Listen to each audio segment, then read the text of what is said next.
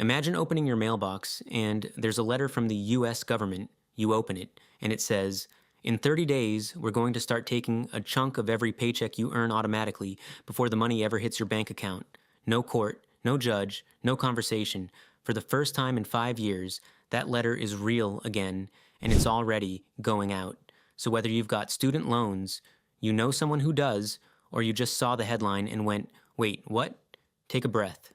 I'm James, this is Money on Paper, and today we're going to calmly put this whole thing on paper. What just happened? Why it's happening now? Who's actually at risk? And most importantly, exactly what you can do about it. No panic, no politics, just the facts and a plan. Let's get into it. First, let's understand just how big this is because this isn't some tiny corner of the economy. This is huge. More than 40 million Americans are carrying student loan debt. That's about 1 in every 8 people in the country. Together, they owe over $1.6 trillion. To put that on paper, student loan debt is bigger than credit card debt and car loan debt. It's the second largest type of household debt in America, behind only mortgages. And here's the part that turns a big number into a real problem. Right now, roughly 12 million borrowers are either behind on their payments or already in default. 12 million. And a wave of them is about to feel something they haven't felt in 5 years. Okay, quick rewind, because this makes a lot more sense as a story. Back in March 2020, when the pandemic hit, the government hit pause on federal student loans. No payments required, 0% interest, and crucially, no consequences for not paying. That pause lasted on and off for about 3 years. A whole lot of people got used to simply not paying, totally understandably. Then payments restarted, and a lot of borrowers either couldn't afford them, didn't realize they'd restarted, or just never got back into the habit. Fast forward to now, the pause is long gone and the government has flipped collections back on, all the way. The newest and most serious step? Wage garnishment. As of early 2026, it's restarting for the first time since the pandemic. It's rolling out in waves on purpose. The first notices went out to about 1,000 borrowers, and that number climbs every single month. So if you're thinking, it hasn't hit me yet, that's exactly how this is designed. It's a slow tide, not a single flood. Now let's define the 2 scary words everyone's throwing around, because the difference between them really matters. First, default.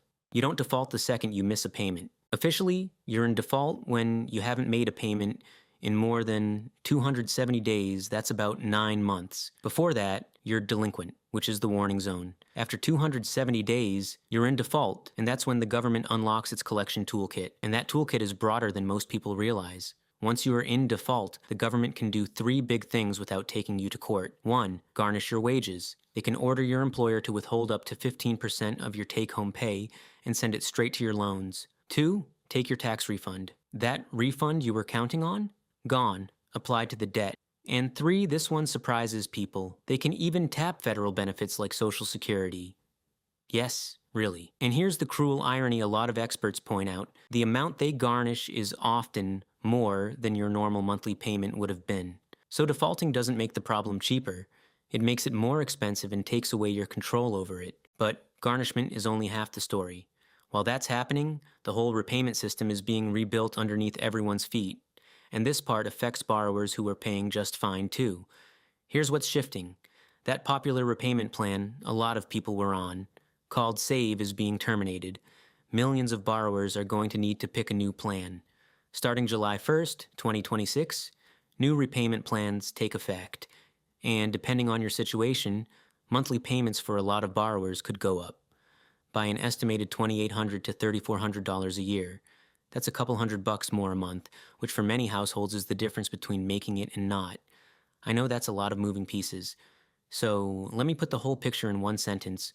More people are being asked to pay, often more than before, at the exact moment the consequences for not paying just got a lot sharper. That's the squeeze. That's why this is everywhere right now. All right, the question you actually came here for. Am I at risk? Let's sort everyone into 3 buckets, calmly. Green light. If you don't have federal student loans or you're current on your payments, you can relax. None of the garnishment stuff applies to you. Watching this just made you the smart friend who can explain it to everyone else. Yellow light. You're behind, but it's been less than 270 days. You are in the warning zone, not in default yet, which means you still have the easiest options available. This is the best possible time to act.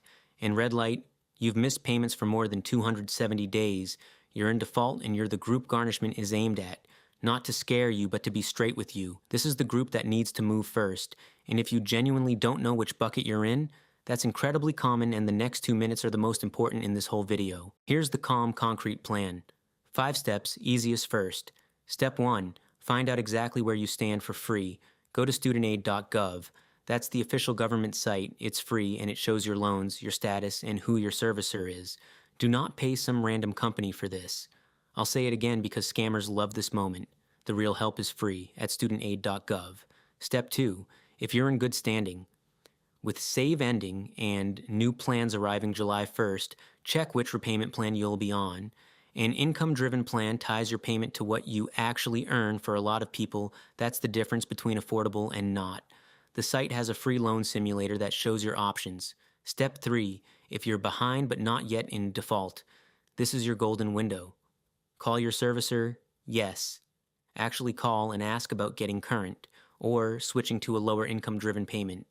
It is so much easier to fix this before you cross that 270-day line. Don't wait for it to become a bigger problem.